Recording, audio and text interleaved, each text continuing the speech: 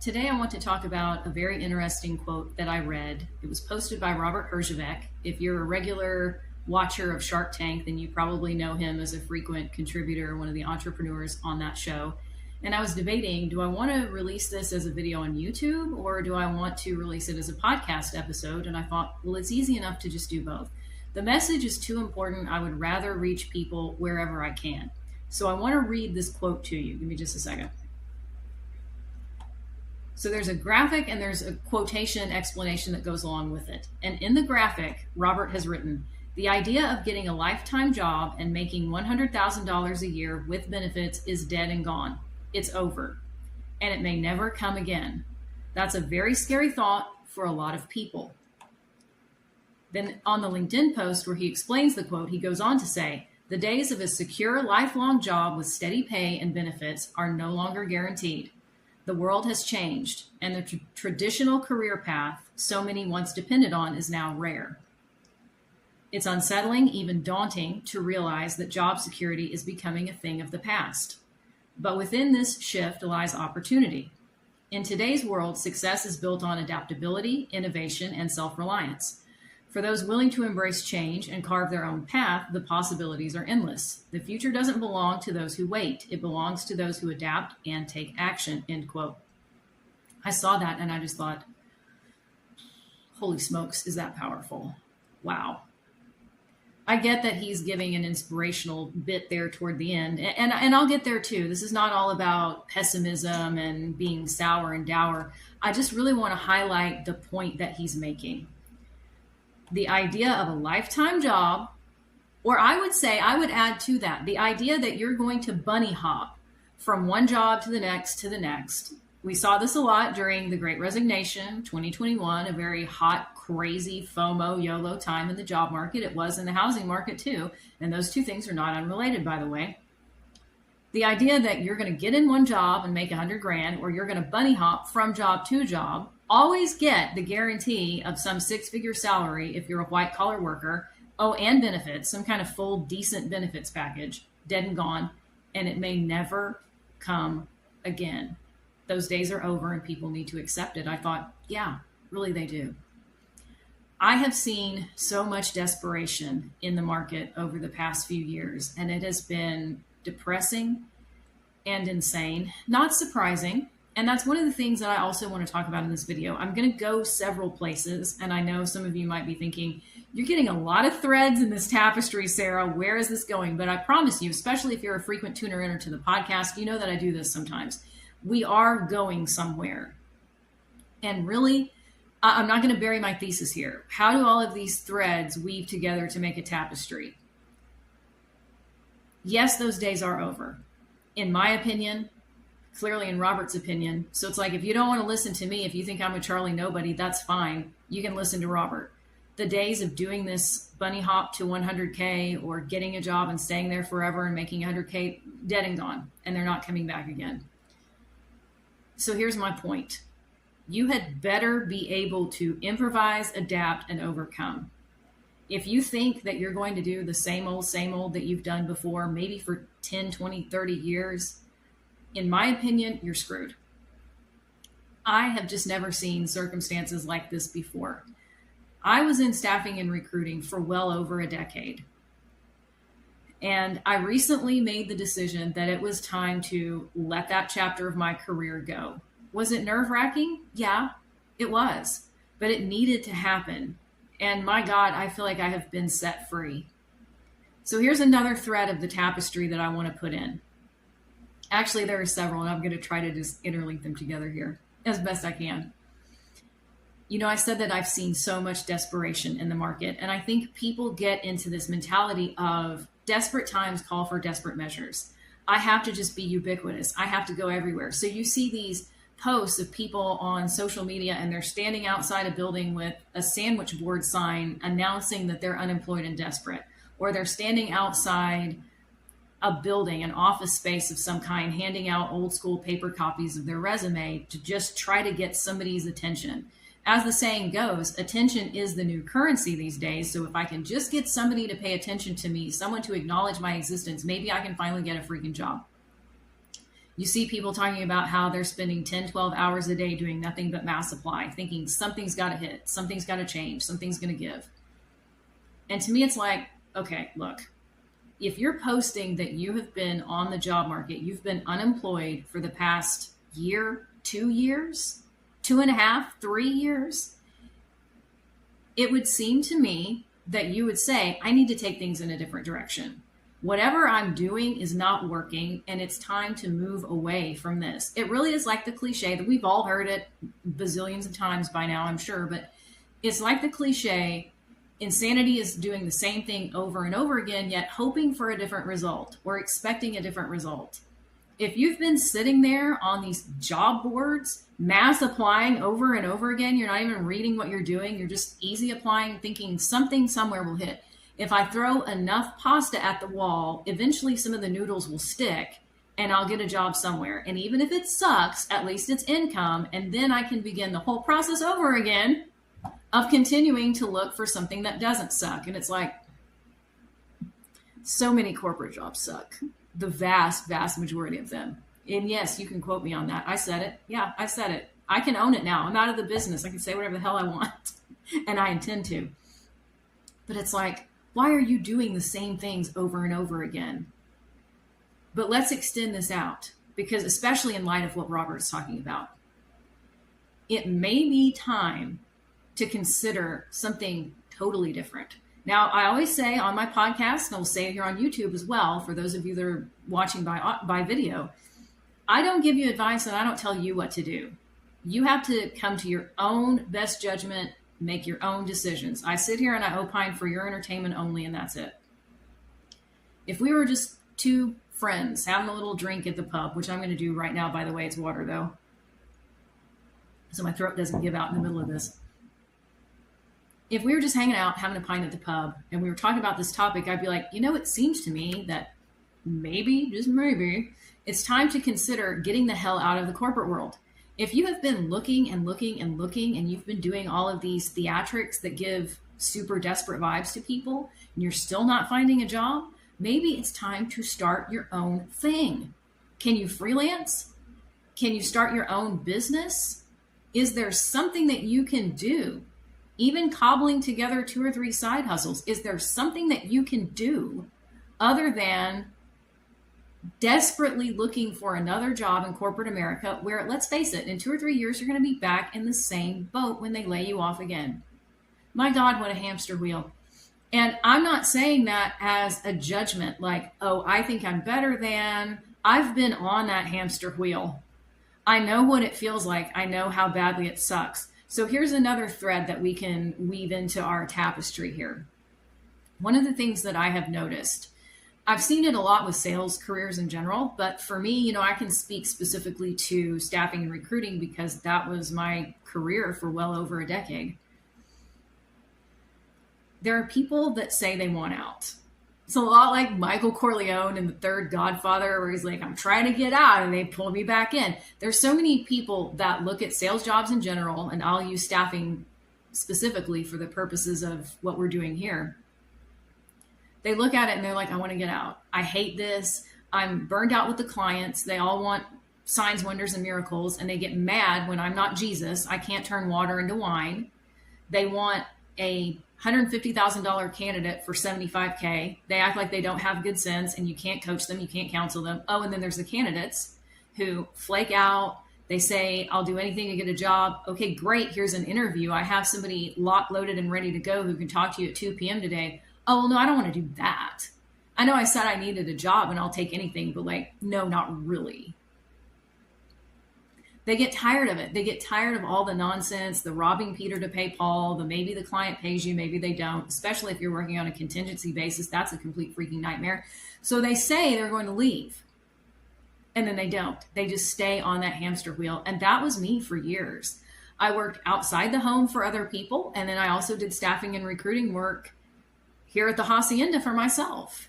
And, God, stick a fork in me. So many times I would say, I need to get out.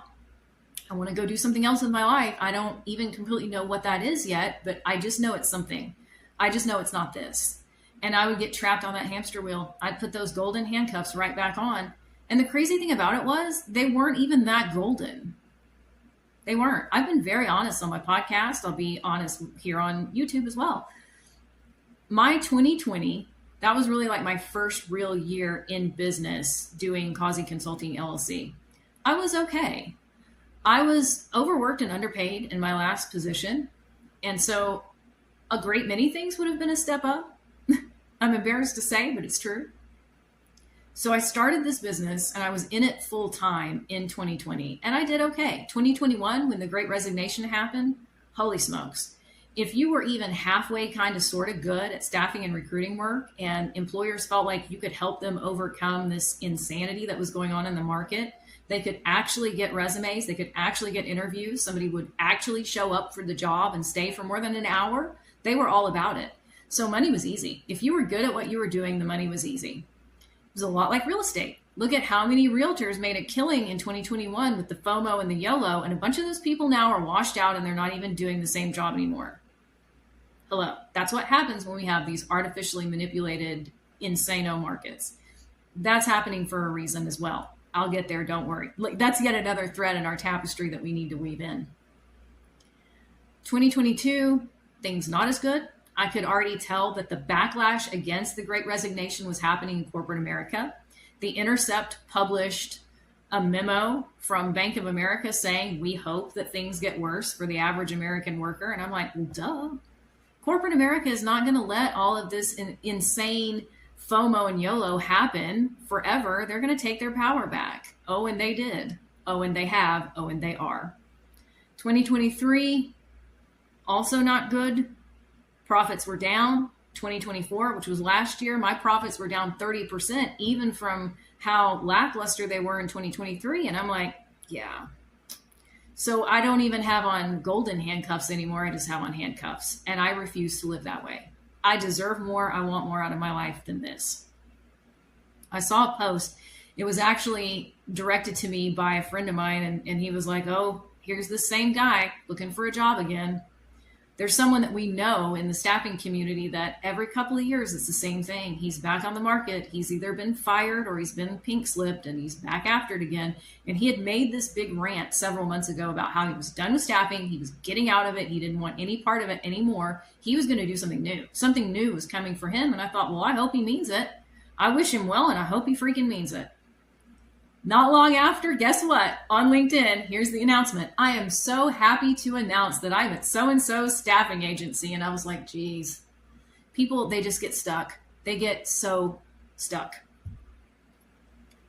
So let me wrap this up by tying some more threads together. You know, I said these things are not happening on accident. I think it was in 2023. I'll go back and look for the link and I'll drop it in the write-up for this episode. I'll put it on YouTube. I'll put it in the podcast as well. Oxfam went to Davos with the fat cats at the WEF and told them that during the pandemic, they amassed insane amounts of wealth. And it was like, okay, you have everybody else. Yes, Theodore is here with me in case you're wondering. You have everybody else that lost. All of this wealth went away. Well, where did it go? It's like Gordon Gekko in Wall Street. It sort of changes perceptions, almost like it's by magic. So where did this money go that the middle class and the lower classes had? Well, it went up. And Oxfam went to Davos, as if the fat cats didn't already know this. They went to Davos to tell them that the wealth got sucked up from the lower and middle classes and the working poor. It got sucked up like somebody sucking a milkshake through a freaking straw. And they amassed it. They had it. Like trillions of dollars worth of money during the pandemic that went to this hyper elite class of people that were already freaking rich to begin with. These things are happening on purpose. So what Robert is talking about, the idea of getting some lifetime job, or what I would add to it, the idea that you're going to bunny hop from one job to the next, and you're always going to make six figures, and you're going to just kind of steadily climb that ladder and get ahead. It's gone. It's gone. If you think that your future is in corporate America and you want to stay on the hamster wheel, you want to spend every 2 to 3 years getting a pink slip and having to try to fight for scraps with everybody else, I am not going to stop you from doing it. I always say I don't give you advice and I don't tell you what to do. If we were friends having a drink, I would say I would really consider a different path. What can you do? Could you be an entrepreneur? Could you be a business owner? Could you cobble some side hustles together? Is there a hobby that you really enjoy that might be monetizable? I think it's time. If you haven't been considering those questions, it's not time. It's past time. What can you do besides banging your head against the wall and just over and over again trying to find some job that's going to pay you starvation wages in corporate America? I saw another post on Medium recently, and the person used this comparison that it's like the goalposts are always moving. You get a job and you think that the salary is going to be enough that you can have an okay, decent life.